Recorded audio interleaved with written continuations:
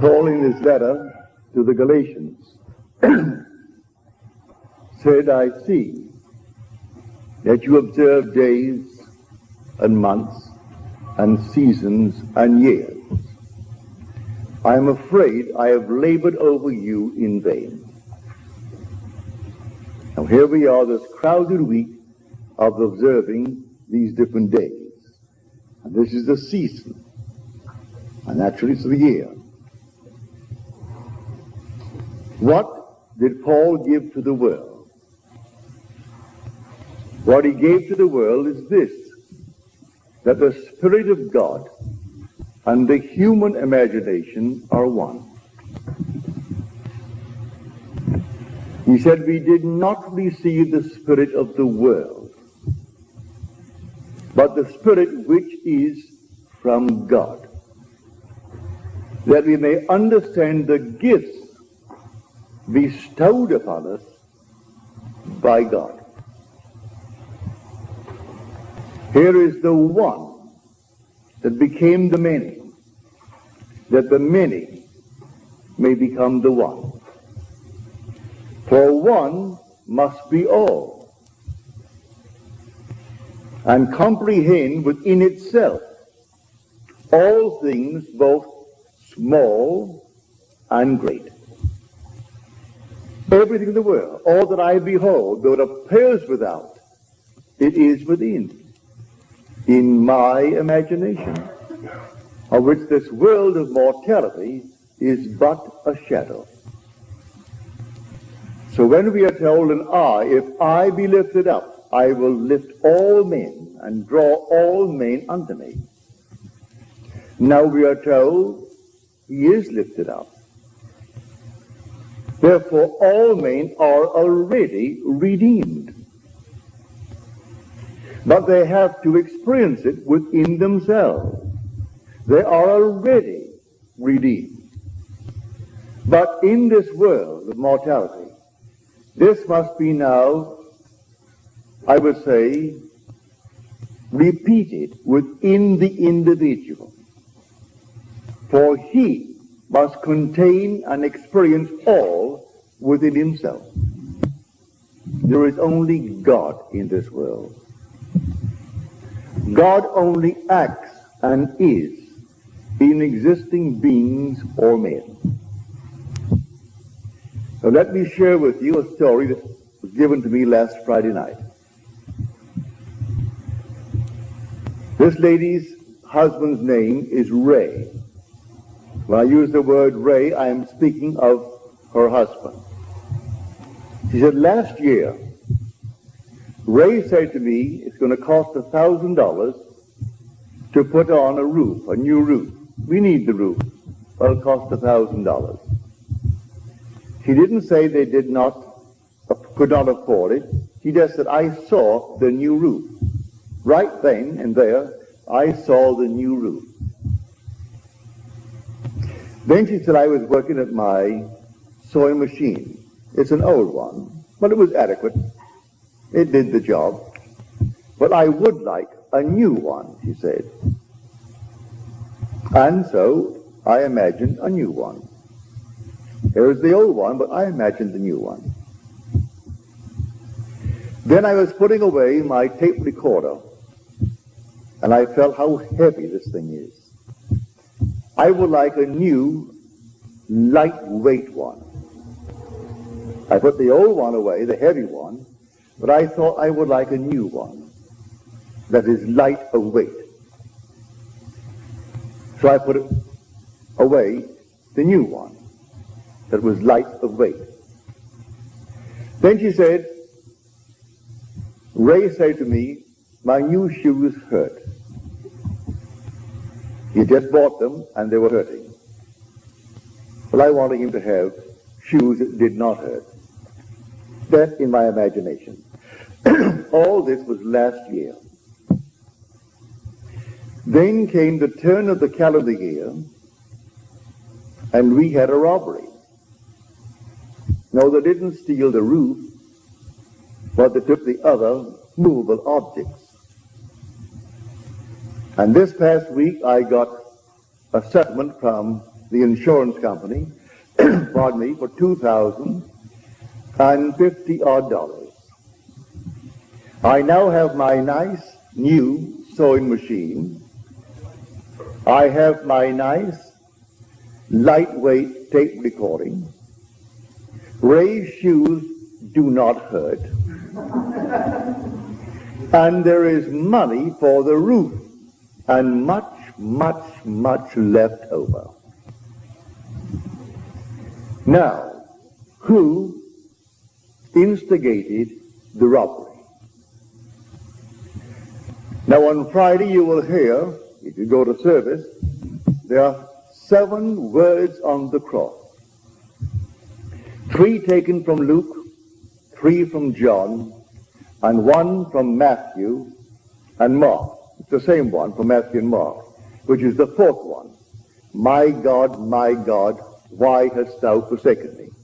That's the one taken from these 2 Gospels. But the first one used on the cross is from Luke. Father, forgive them, for they know not what they do. Everything is moving under compulsion. No one sees the invisible causation. No one sees the invisible imaginal acts that is putting pressure upon everyone who is bent in a certain direction to perform the needed act to produce the imaginal act that is completely unseen by the world. Here, every natural act, natural effect, has a spiritual cause and not a natural. A natural cause only seems. It is a delusion of the fading vegetable memory. Now, in her letter to me, she said, these things I remember. They were all last year, but I remember them.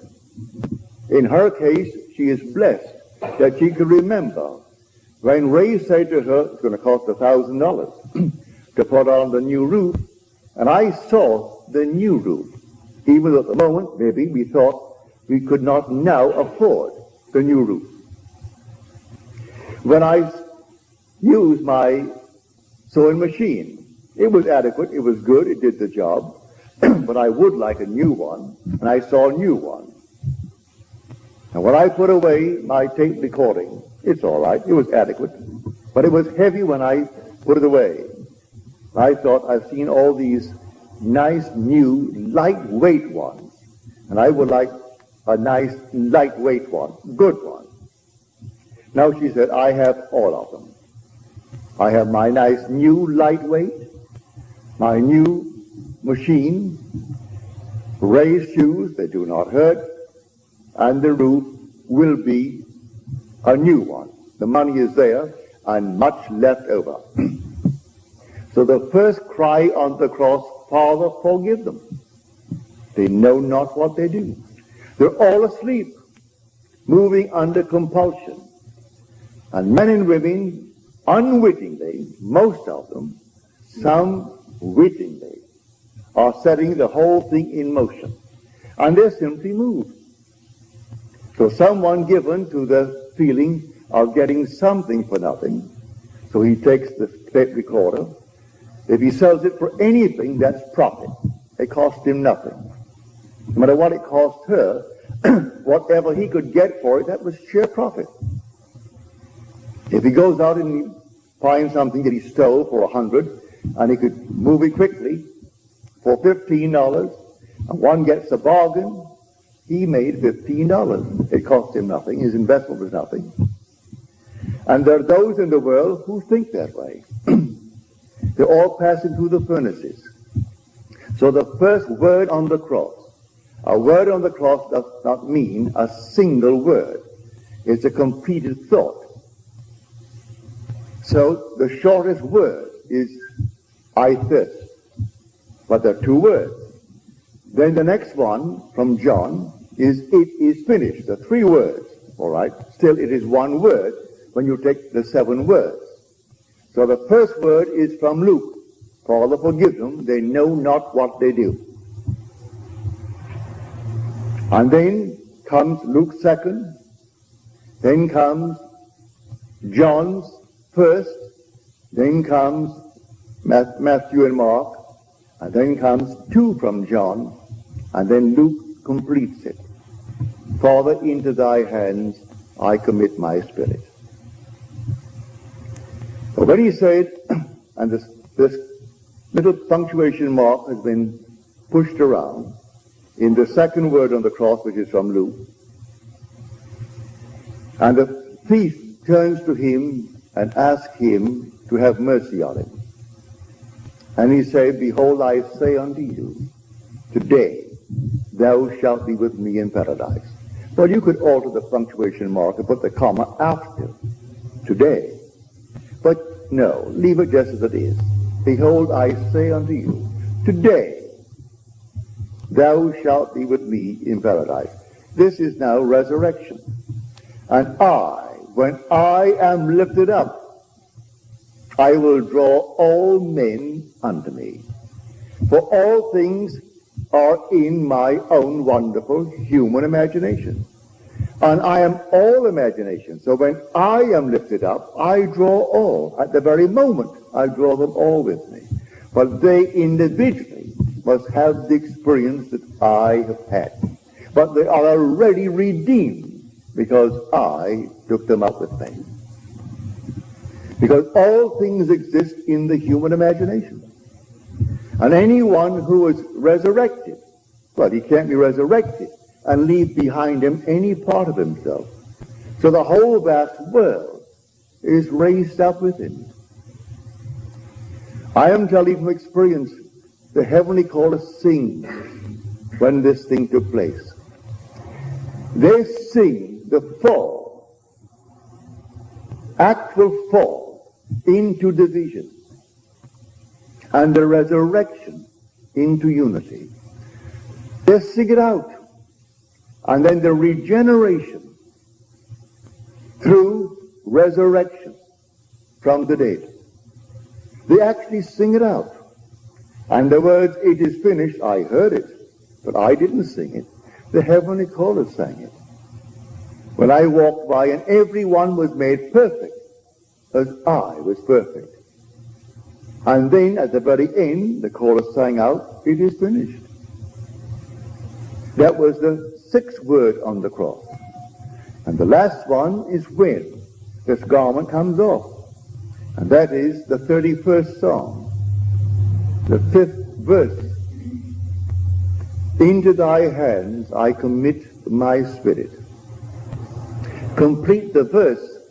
Thou hast redeemed me, O Lord, faithful God. That was the promise of the beginning. I would fall into division and become fragmented, dwelling in all, that not a thing in this world could be apart from me. Because how could I be apart from something that I'm going to influence?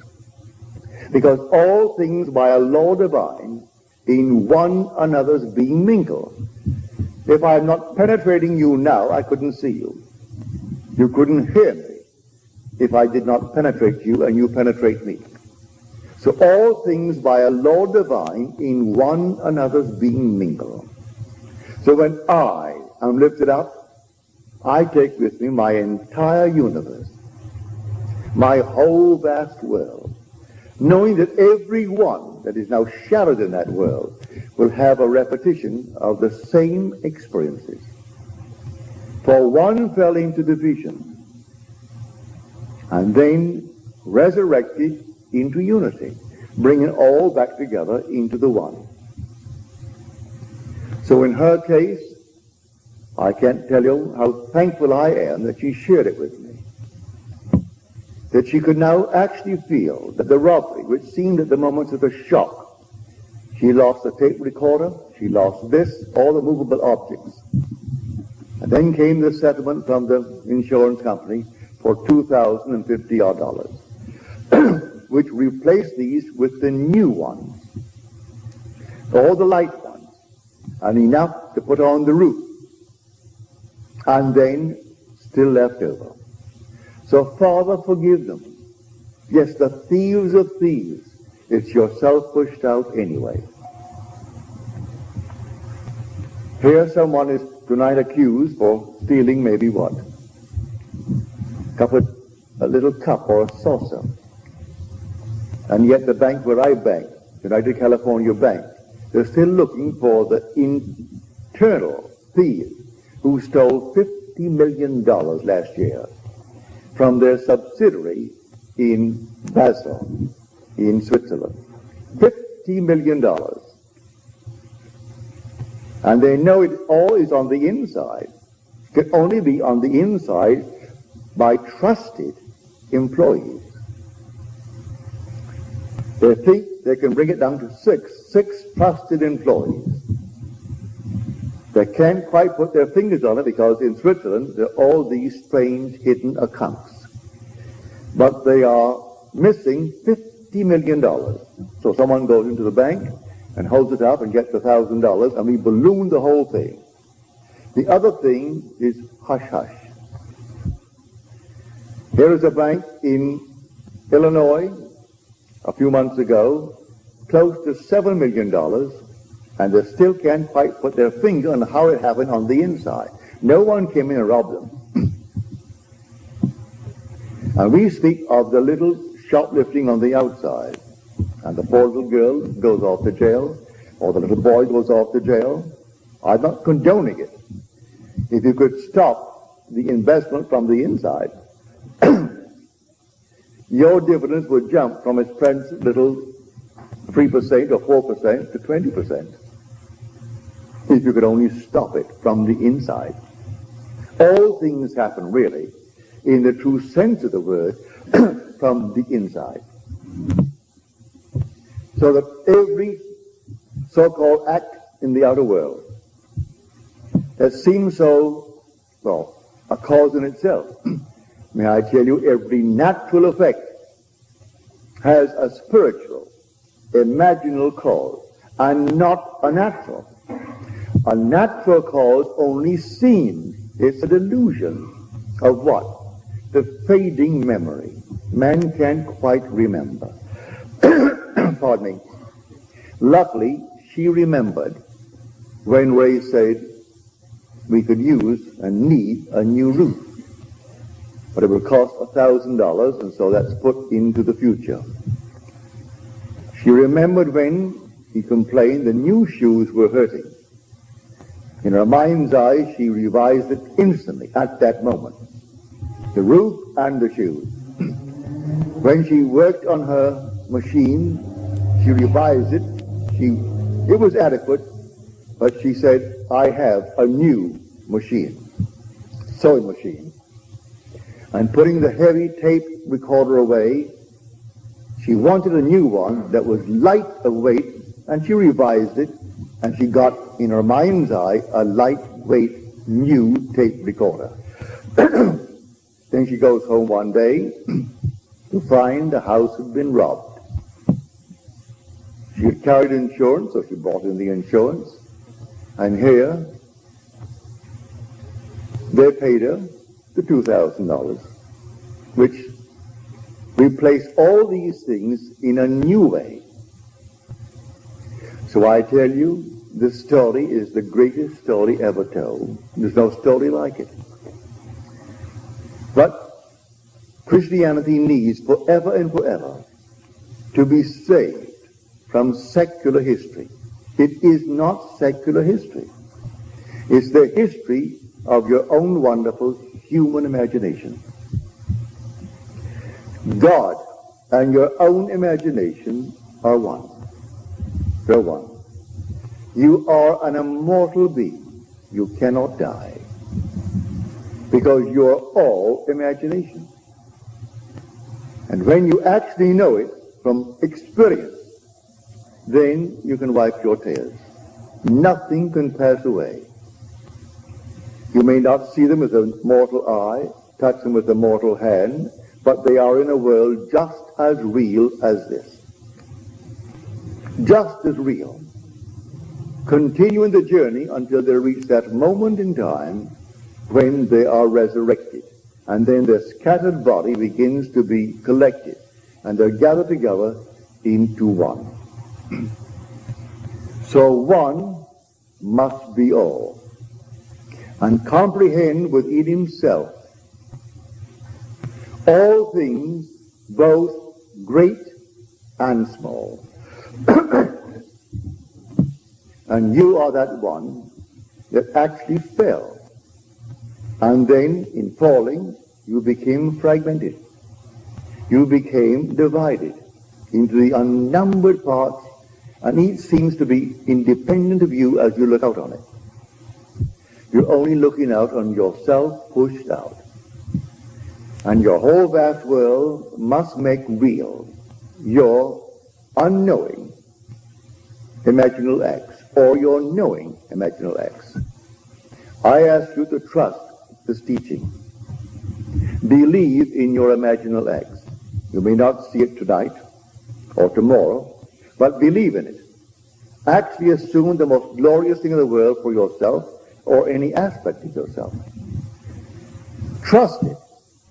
And that imaginal act, if it takes 1,000 or 10,000 or 100,000 of your projected selves, will use them to make that thing become real in your world. As she said in her letter to me, you may call it imagination, or some may call it thought. But this I do know, having remembered what I did last year, I can say it does produce reality. As I've told you time and time again, imagining creates reality.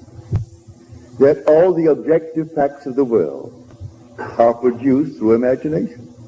There isn't a thing that you can name in this world that wasn't first imagined. But you can veto it the minute you imagine it. You can say, as she could have said, we can't afford it, and stop it. She didn't say we can't afford the $1,000 for the roof. She saw the roof, and it was new. But she didn't see the robbery. That's the means. Now, let me turn you now to the 55th chapter of Isaiah. My ways are higher than your ways, and my thoughts than yours.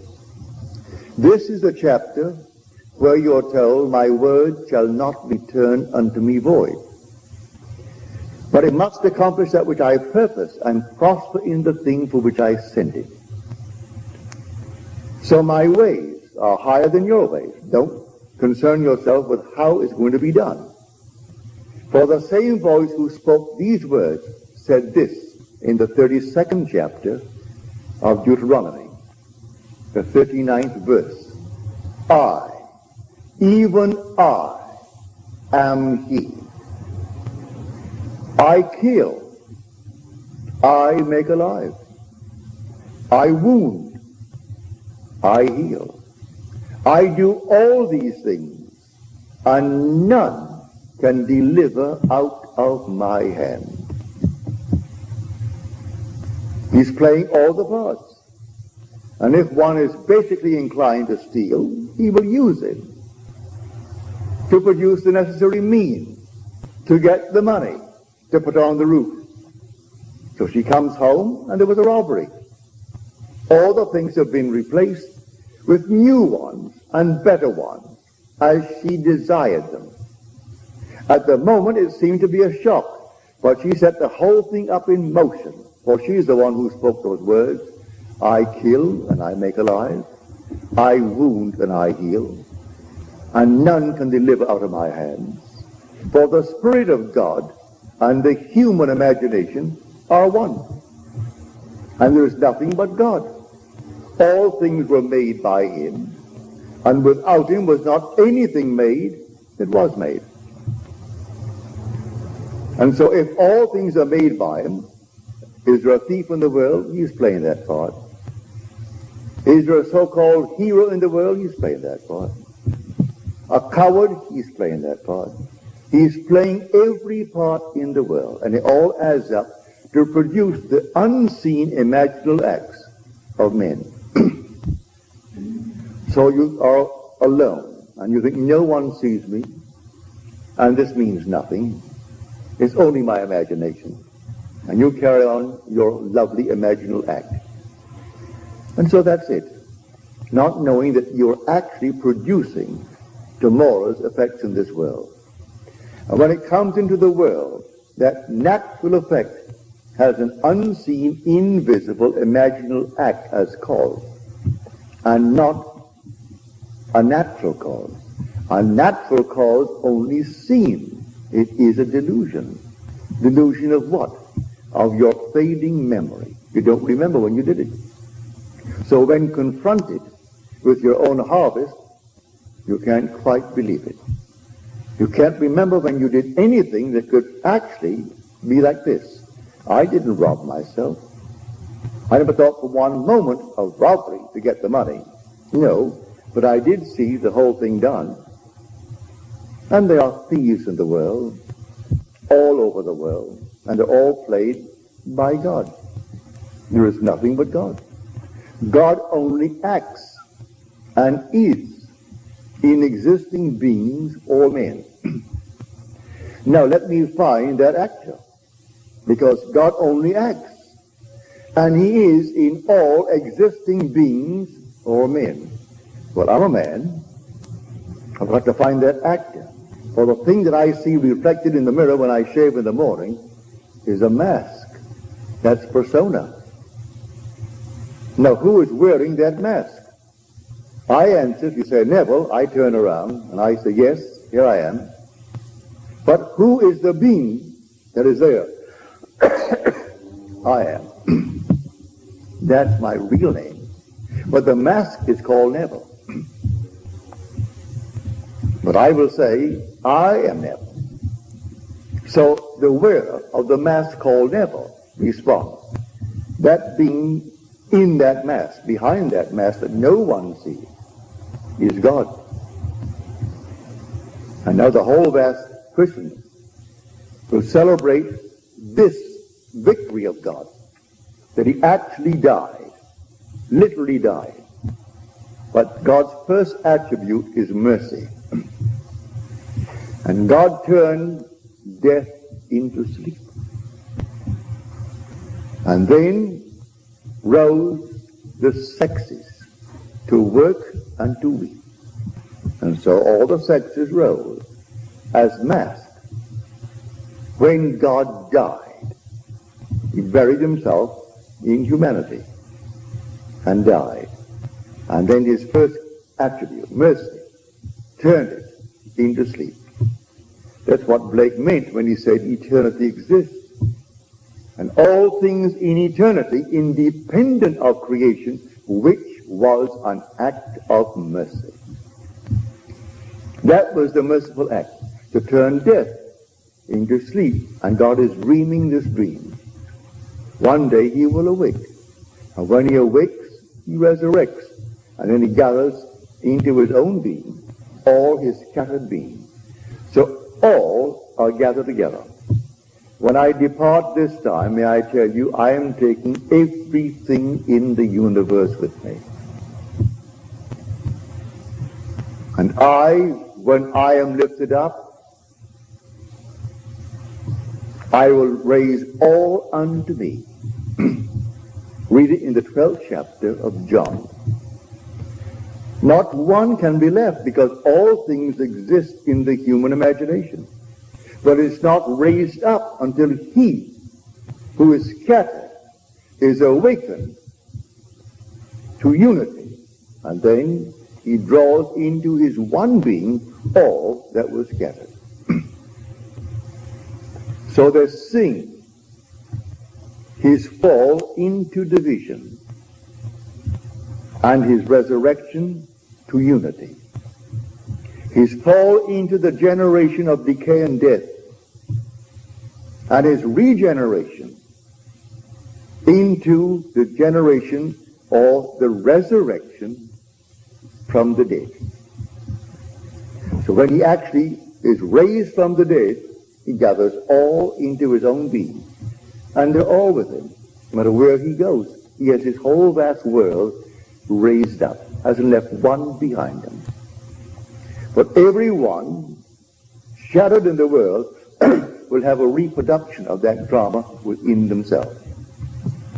So what is now being dramatized as a memorial this week, for this is really a memorial. This is simply a great memory, a remembrance of what God has already accomplished. And so they're perpetuating it through Good Friday, then comes the burial on Saturday, then comes the resurrection on Sunday. But the whole thing is done. It's all done. Only to be repeated in the individual, and then the individual, who is a semen scattered, becomes the unit, and he draws his vast world unto himself, and he is resurrected. So the one becomes the many, and then the many become the one. So whenever one is raised, he takes his whole vast world with him, even though it seems to be left behind. And every aspect that it seemingly is behind becomes the unit, and then it raises up. So one must be all. That is the story of the Christian mystery. One must be all. So the first cry on the cross, Father, forgive them. They know not what they do. And they do not know what they do. They go blindly on under compulsion, executing the unseen imaginal acts of humanity. And they move under compulsion. To pick this up, I told the story. I was severely criticized for it by a lady at a dinner party one night when Fred Vale, who is now gone from this world, and he gave a party at the Ambassador Hotel. And I had told this story about 2 weeks before, and one of his great, I would say, contributors, who would come and always write a huge big check at the end of a year or end of a month to keep that going. And she was most critical that night. As I said, I didn't feel well that night at all. And she said, you know, I can't quite understand how you could take the platform, an audience of 2,600, 1,000 who could not get in, they're all overflowing, at the Fox Wilshire, and tell what you told concerning your wife. That was my first wife. I told a simple story to explain that everything in this world must be forgiven. I don't care what it is. When I met the girl who now bears my name, who is the mother of my daughter, the very first moment I met her, I knew she is going to be my wife. She didn't know it, but I knew it. I said to myself, she doesn't know it, but she is going to be my wife. We sailed for Barbados 6 months later, and she met my mother, met my family, met them all. They all loved her. That was back in 1936. In New York City, because of some archaic law, it's now passed. You couldn't get a divorce unless she was insane for 7 years, or adultery, and that's all. The Orthodox Christian churches have sewed the whole thing up so that it made life miserable and made everything simply, well, a burden to all. But when I met her, I had just such an entangled background. And here is New York City, the most archaic city in the world concerning its laws. I went to bed and slept as though I were happily married to the girl who now bears my name.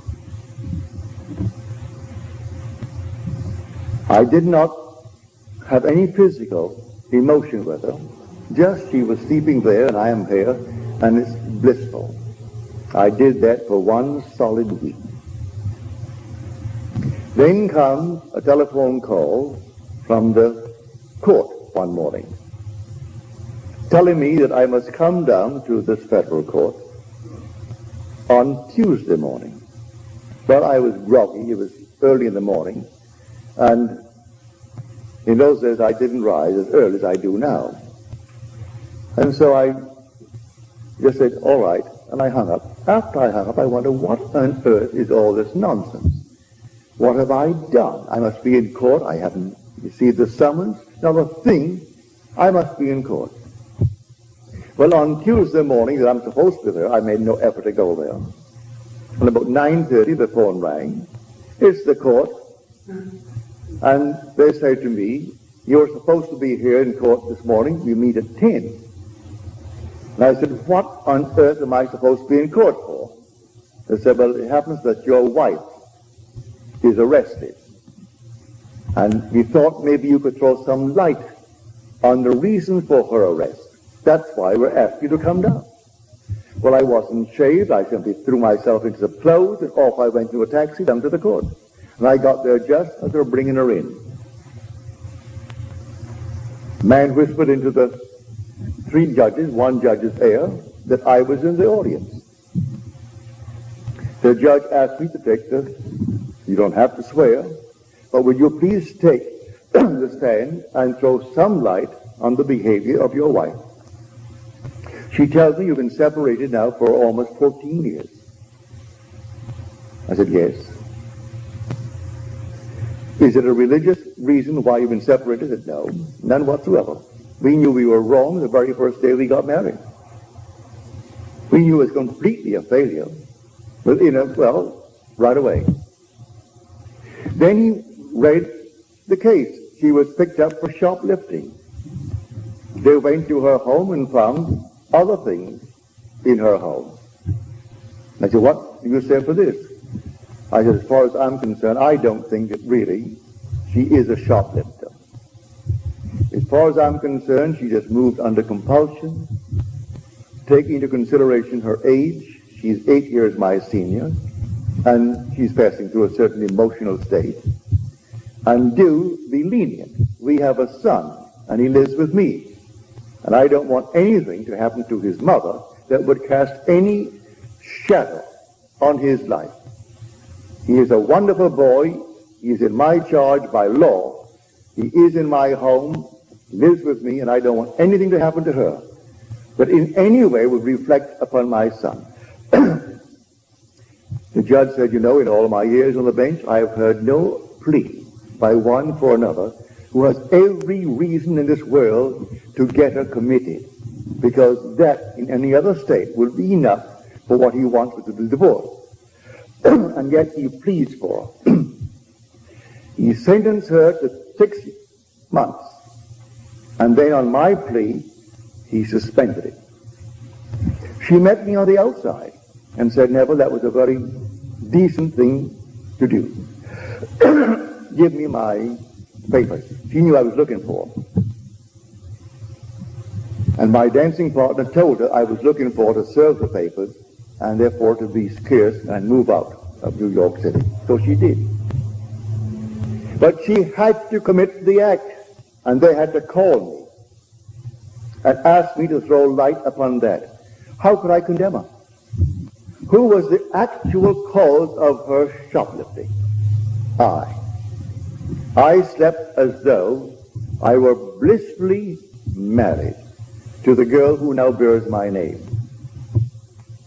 And I had to get the evidence. I had to get some reason to bring the action. And here my wife actually gave me the papers. I said, I don't have the papers with me. She said, I'm driving home to your place right now, and you can give me the papers. That's illegal, to serve your own papers. But she drove up to my hotel where I lived. I went to my room, came down to the lobby, and gave her the papers. Did my own serving. Now that is an illegal thing in this world. But then I got my divorce. In the city of New York, then I could marry the girl who now bears my name. And when I told that, I told it only to tell people of that one word, the first word on the cross, Father, forgive them, for they know not what they do. They're all moving under compulsion. And the unseen causation is hidden from the world. They do not know who is treading in the winepress. And I was treading in the winepress to be happily married to a girl who was not then engaged to me. because I couldn't be engaged to her under the circumstances. And then my wife behaved in such a manner that it made it real and natural for me to do what I did. How can I blame her? So the first word on the cross, Father, forgive them. They know not what they do. They have to do what they do. I have to fall into division and fragment my being into the unnumbered parts called humanity,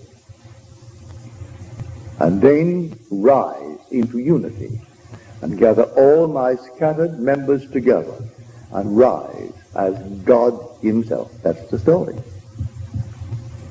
It is God who fell and God who rises. So I know from my own experience nothing dies. Those who have not had the experience here, all right, they're restored in a world that is terrestrial just like this. And they continue their journey until that moment in time when they're resurrected.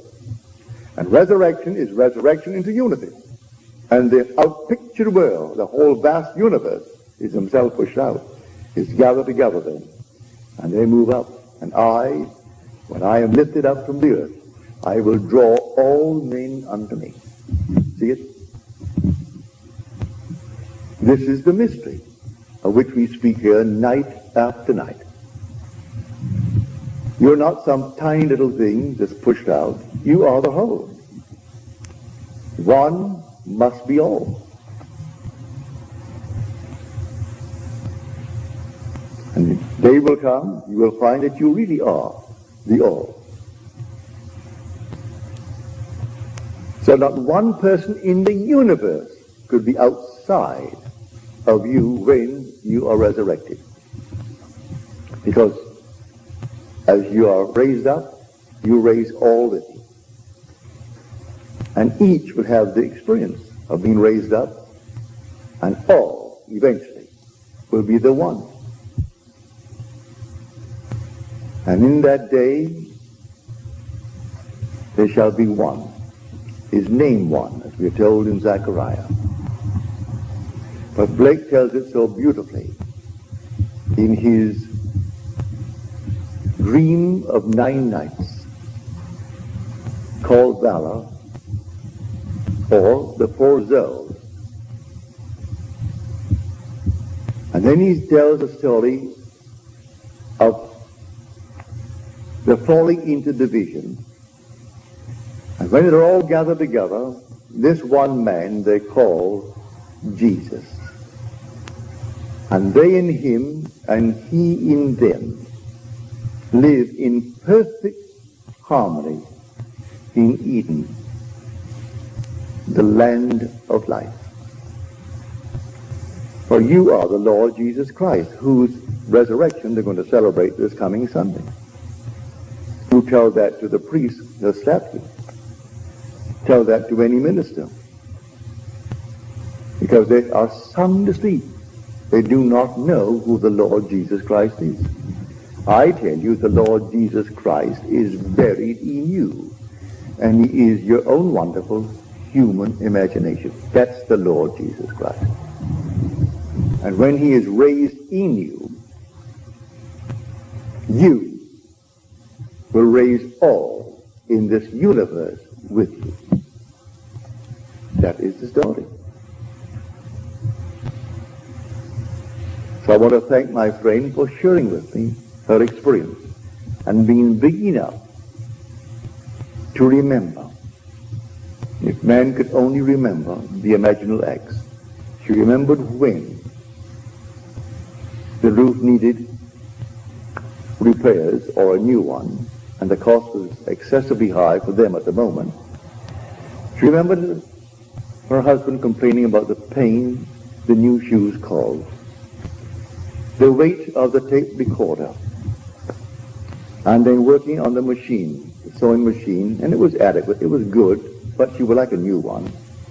And then came out of the nowhere a robbery, and took all these movable objects. And then came the insurance that sent the check for $2,000 odd, that replaced all the movable objects and enough for the roof and much, much over. So she can actually say, forgive them, Father, those who took it. Did they not do her a favor? And yet they are thieves in their own eyes, and thieves in the eyes of society, and they are. But you know who played the part? God. And you know who actually made them do what they did? The lady who wrote me the letter. Now she knows the words in that 32nd chapter of Deuteronomy. I, even I, am he, and there is no God beside me. I kill, and I make alive. I wound, and I heal. And there is none that can deliver out of my hand. So no matter what happens, if we only had the memory, we could trace it to a forgotten imaginal act on our part.